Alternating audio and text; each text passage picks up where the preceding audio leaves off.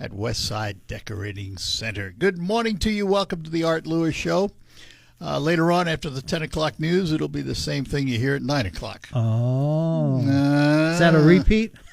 Yeah, he's going to repeat. Two-peat. And at 11 o'clock on Focus, we'll talk about answer heating and cooling.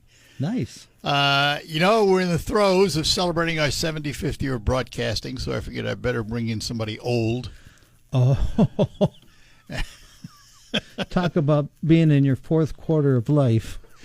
Well, there is a purpose, though. Yes. That voice belongs to the one and only Ernie Krieger from Ernie Krieger Appliance Services.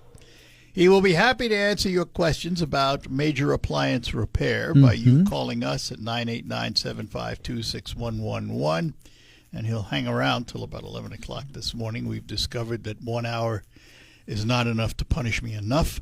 So we have 2 hours with Ernie. But we're also going to talk about a little history because it is the 75th anniversary of WSGW. I know. I came in 1974, and Ernie was down at Dambros, and we started a relationship back then that has lasted this long. We haven't killed each other. We nothing like that. It's a love-hate relationship. Yeah. Which one takes the precedent? I love you, Arthur.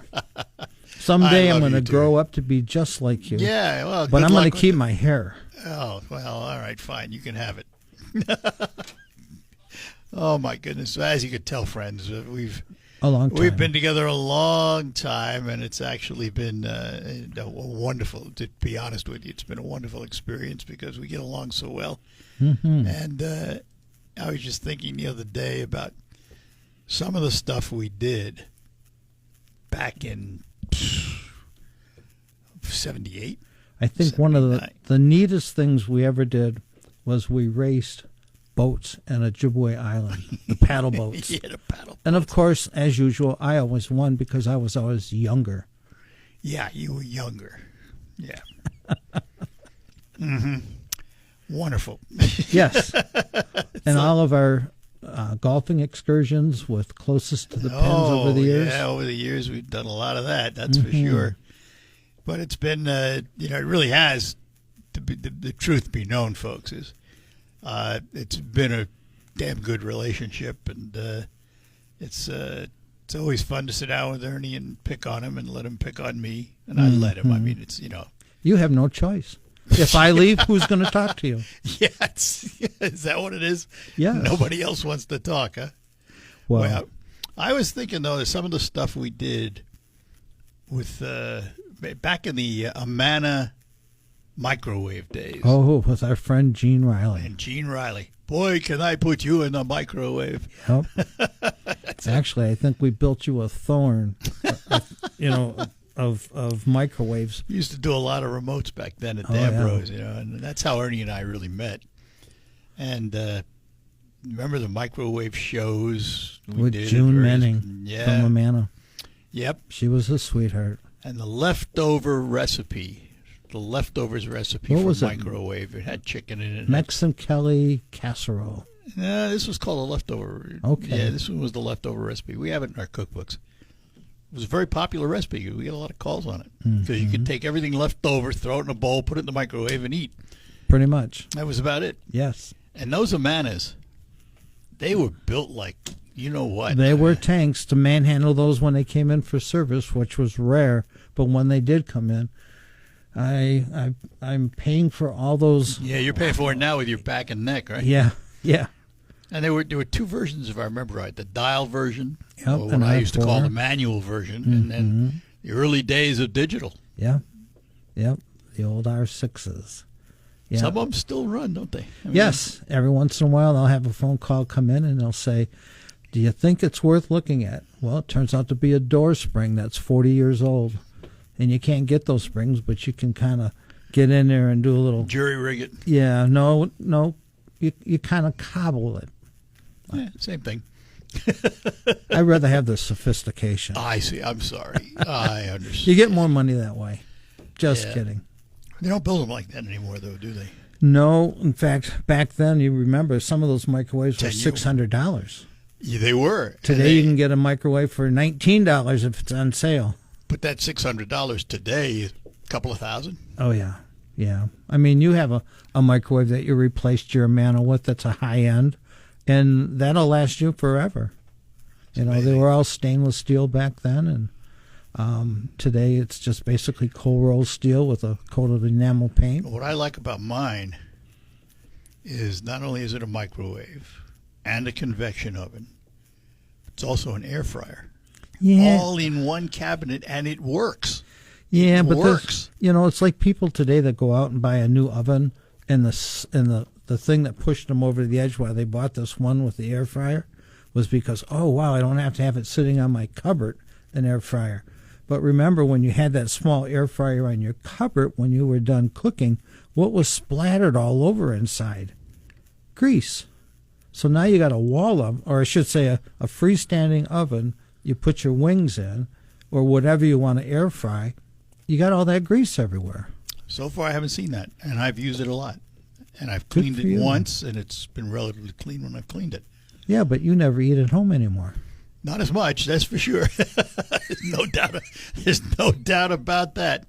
If you have a major appliance giving you problems, you want to know something about it, this is the guy to talk to, Ernie Krieger from Ernie Krieger Appliance Service. Notice we've dropped the parts from his name because parts are a real problem today, aren't they? Getting parts are tough, and the amount of time spent trying to make sure you got the customer the right part, only to have, I won't say all of the people, but having some people come back and say, well, you know, I can get that part $5 cheaper on the internet. Yeah. It's like, all right, my son convinced me to make a major decision, and we've done away with parts over the counter. We refer people to you still have to get parts for yourself for your service work. Yes, and so what happens is you'll get a customer that we go out on, and we need a control board, let's say for a 3-year-old well-named product, and the part's on back order with no idea when it's coming in. So now the people are calling, because usually we're used to a week to 10 days to be able to get a part and get that call rescheduled. So out of curiosity, Ernie, if you had to, couldn't you do the same thing, go online and find that part someplace? Oh, we do. Oh, you do? Yeah, You almost have to. Yeah, especially when it's out of warranty. And if it doesn't come through our normal chain, we do go out and look and see what's out there. The only sad thing is, if you do order offline, sometimes what you get isn't what you need, or it doesn't work. Or Correct. Yeah. And they say, you can return it, but with all the hoops and ropes that you got to skip to get that part returned and pay the freight, it's like, is it worth going through that? But when you get into people who have down refrigeration, those people can't wait. They need to have that thing up and running as soon as possible. And some manufacturers will try to outsource and look for other distributors to get that part for you. But if nobody's got it, we're waiting for it to come over on the ship. So out of curiosity, in dealing, let's say, manufacture a well-known traditional brand versus Sub-Zero. If you have traditional brand breakdown and you need a part and they don't have it, how much will they do for you? Is it any different than what Sub-Zero will do for you because of that big price difference? Sub-Zero will bend over backwards, and the frequency for service on most Sub-Zeros is less to start with. Plus, I mean, their warranties are unbelievable, and even if it's out of warranty, if you go back to that manufacturer, they're still going to back that product, which is, So you do get what you pay for to a degree, anyway. Oh, of course. And you think you're going to get what you pay for if we'll pick another name brand, let's say GE. GE's not a GE product like we used to know. It's bought by another company, and so you're stuck going back to them and saying, we're having a problem with this refrigerator, and we've been on it 4 times. And 4 times we got it up and running, and it's gone down again, and it's less than a year old. What can we do for the customer? Well, you hear birds chirping in the background, which is pretty bad. We'll imagine those birds while we take a break. Could be a blackbird. And we'll be back. Ernie Krieger with us. If you got an appliance question, give us a call, 989-752-6111. Let me talk about Quick Lane in Freeland next to McDonald Ford. This year's been a tough year for allergies, as you know, and they don't want you to get sick in your car. So the folks at Quick Lane have a product called FrigiFresh, which is injected into your car's air conditioning system. But rather than me tell you about it, here's John at Quick Lane. FrigiFresh. Hi.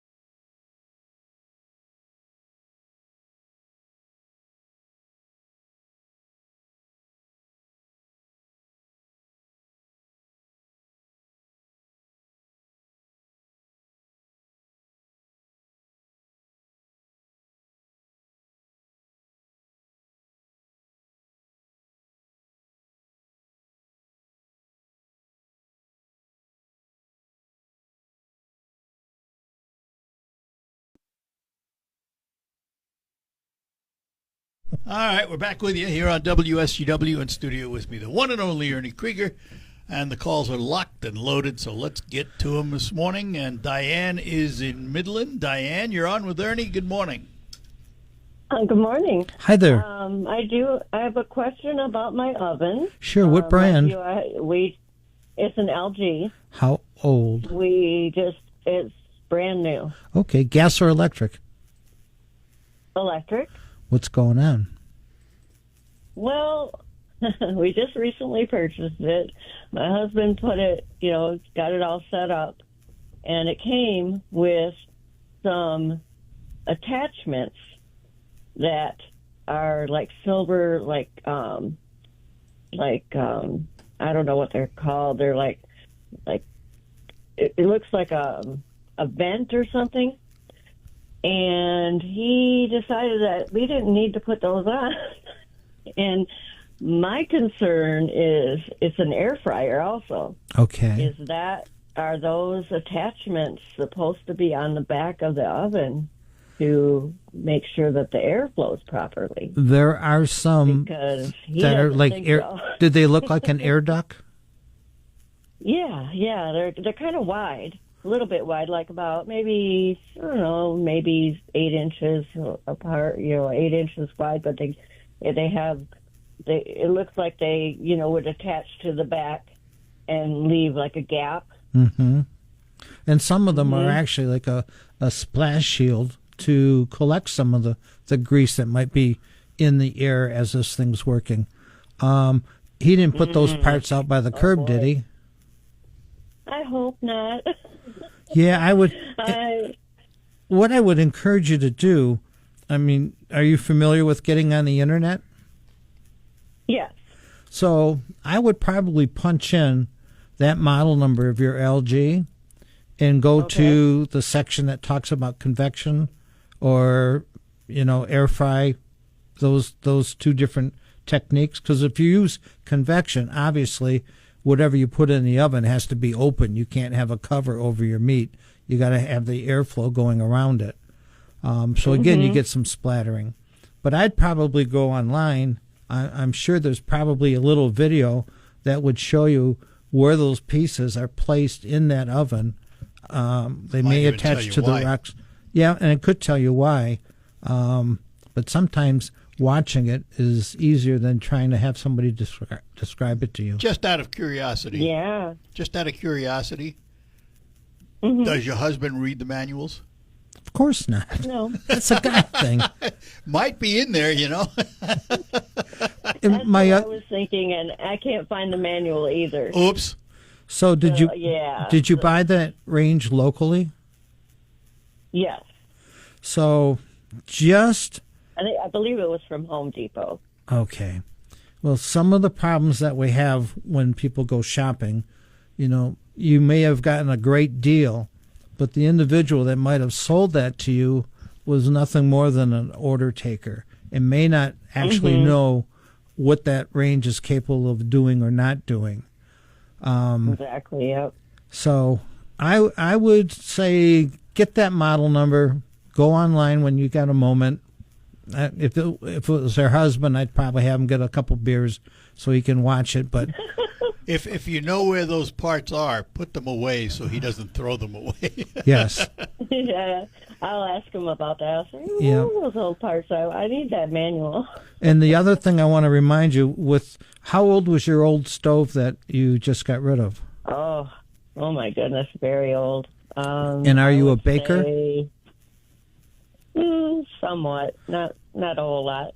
They tell you when you frying than anything. Yeah, when you use your oven, and you program it, and supposedly in 10, 11, 12 minutes you hear the beep that says it's preheated. Don't believe that.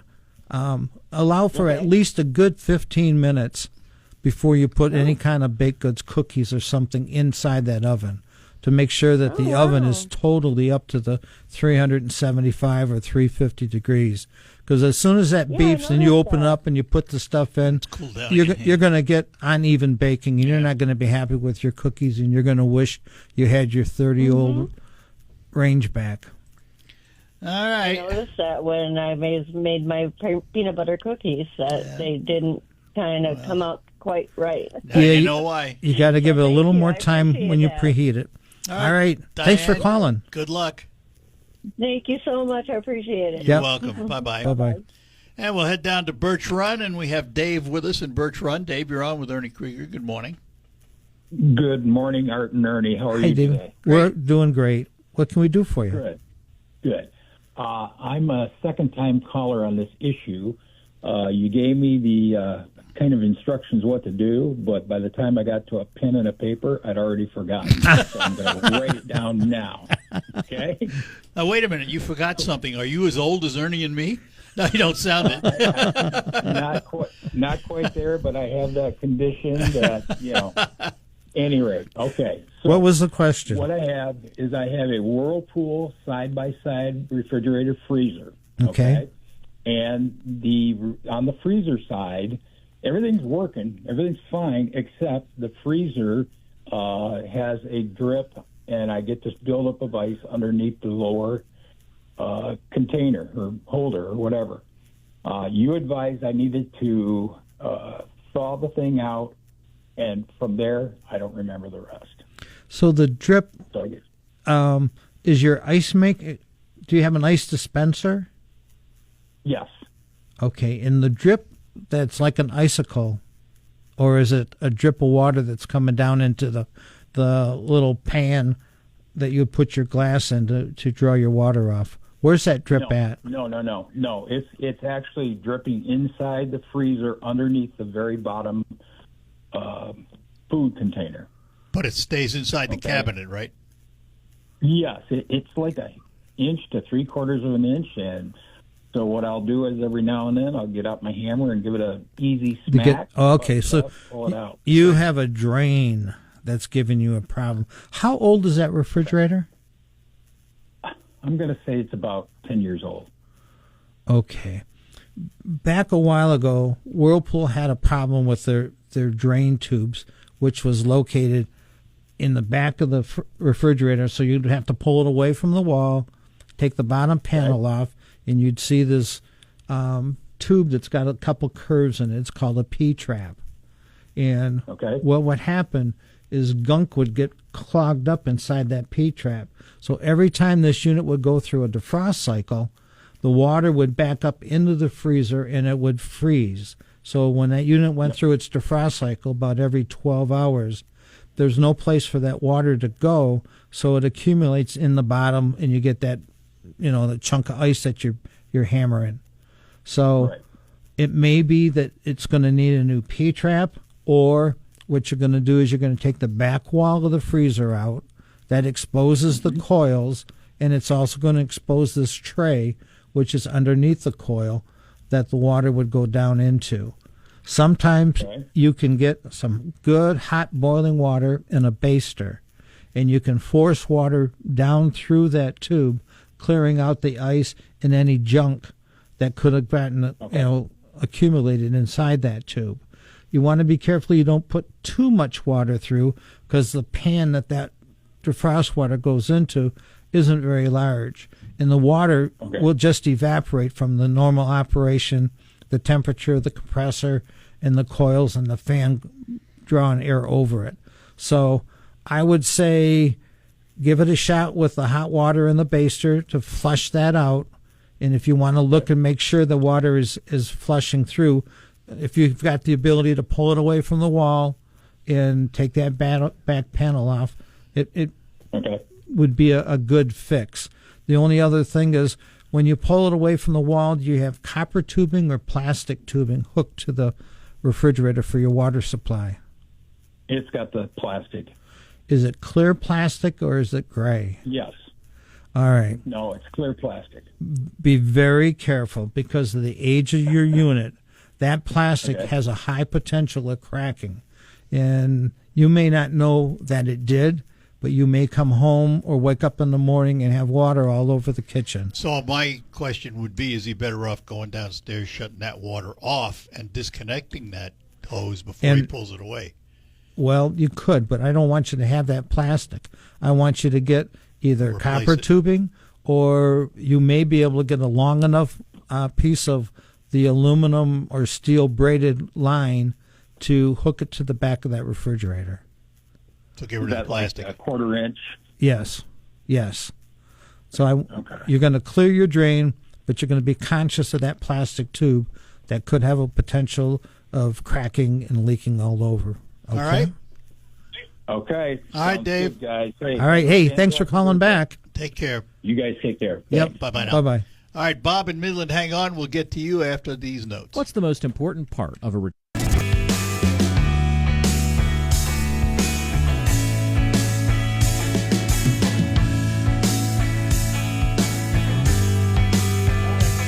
We're back with you here on WSGW. In studio with me is Ernie Krieger from Ernie Krieger Appliance Service in Saginaw, and he'll be with us till 11 this morning. And let's talk to Bob in Midland. Bob, you are on with Ernie Krieger.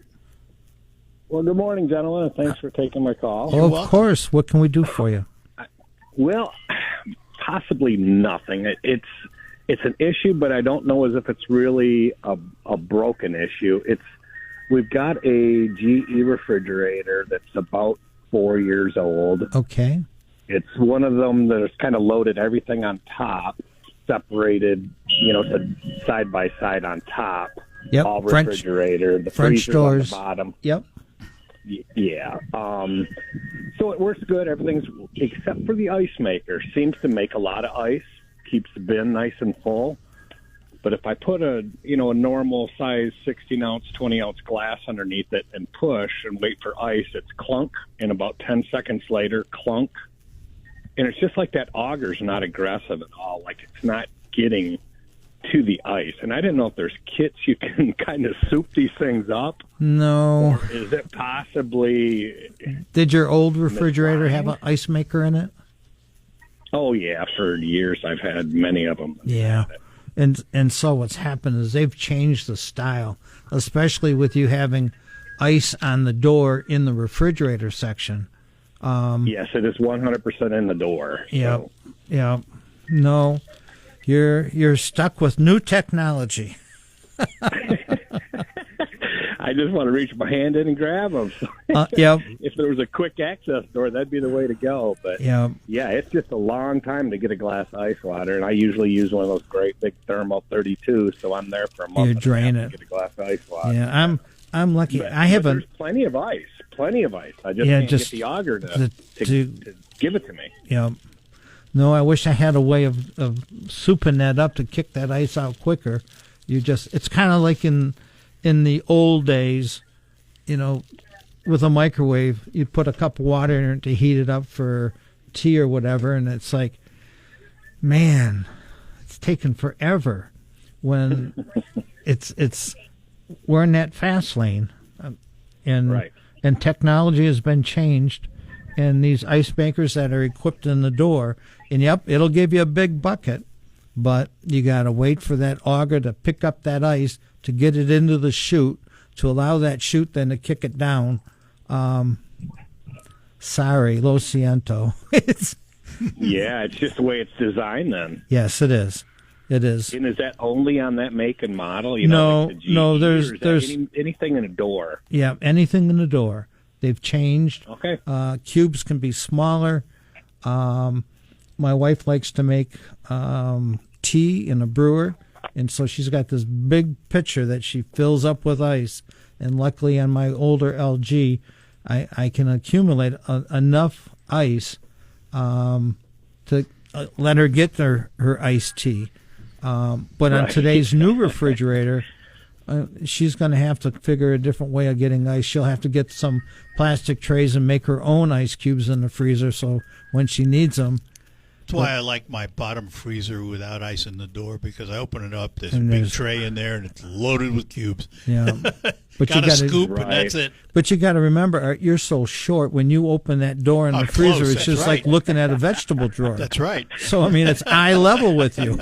I mean, Well, not everybody's we use a short like countertop you. One whenever we have a lot of company, we use the countertop ice maker. But, There you go. and it does well, and Yep. it keeps up to us with the house with the two of us here, but it just doesn't dispense well. Yeah. I have no cure for you other than to I say didn't think there was patience. going to be an answer for that. I just thought maybe you had a super up kind of a kit I could put on a turbocharger or something to get that out of there. No, I'm sorry. But I appreciate your time, sir. Hey, and I appreciate the call. You have a good weekend. All righty, thank you, and you as well. Yep. You take Bye-bye. care. Bye-bye now, Bob. Take a quick break. Come back. We'll get to Kathleen in Saginaw when we return. The Stray Cats.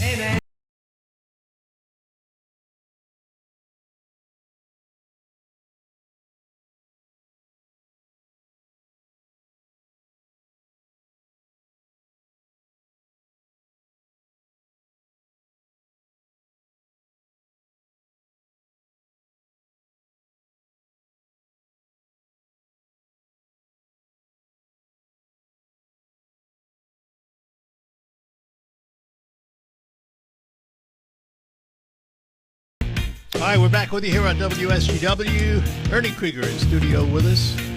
Appliance repair, the subject. And with us this morning, we have Kathleen in Saginaw. Good morning, Kathleen.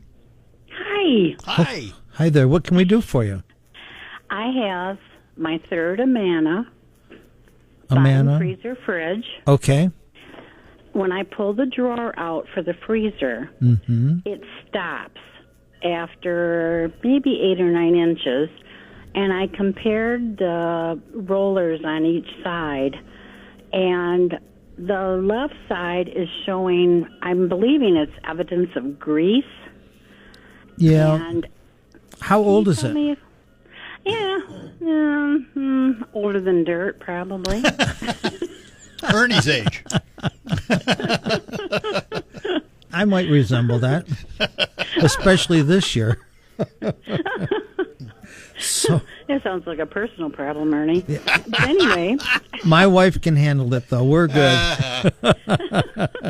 So this is just a single refrigerator door and a bottom mount freezer, correct? yes. Okay. And have you done anything other than just looking and seeing you got some grease on one of the rails? No, I took out the top drawer, which wasn't easy, Yeah. but I got it out. Good. And then I took a tool and I pulled the bar so it was equal to the other side, Mm-hmm. and I shut it and I opened it and it was fine. And then the next time I went to use it, it did the same dang thing again. Yeah, there's moisture that's freezing on the rails. That's what I thought. So are you seeing any extra frost building up around the packages? Kind No, of like snow? no.